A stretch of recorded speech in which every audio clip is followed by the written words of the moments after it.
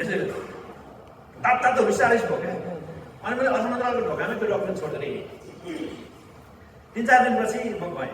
गइसकेपछि त्यहाँ सेक्रेटरी उहाँको सेक्रेटरीसँग सोधेँ मैले। उहाँले चाहिँ रामशरण पडासरी चाहिँ के अरे राष्ट्र सचिव हुनुहुन्छ, उहाँका पठाउनु भएको छ।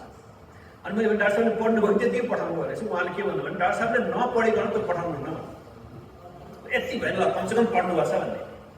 त्यसपछि उहाँका भाइ उहाँ गइसकेपछि त के हो भने के अरे तपाईँको के थियो अरे होइन यस्तो यस्तो के अरे भन्नु यस्तो इरिटेटिङली कस्तो हो कि मैले थ्याङ्क यू सर हामी गलत ठाउँमा आयो भने म उठेँ। त्यो टपिक फर्दर गएन।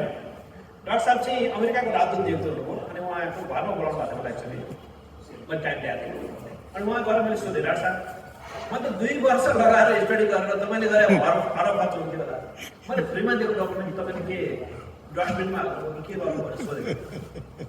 यसै गरी उहाँले के भन्नु भने हामी त्यो सम्बन्धी डिसाइड गर्ने 6 जना व्यक्तिहरू बसेर सिरियसली डिस्कस गऱ्यौँ।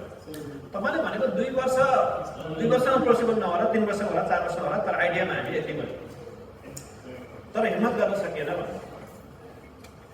मैले अलिअलि शान्ति चाहिँ पाएर, तर हिम्मत चाहिँ कसले गर्ने? काहीँ युद्ध गर्ने भनेको थिएन होइन, काहीँ के गर्ने अट्याक गर्ने कुरा थिएन। सामान्य रूपमा हाम्रा केही पुलिस डेभिएसनका कुराहरूमा हिम्मत नगरेपछि त के गर्ने?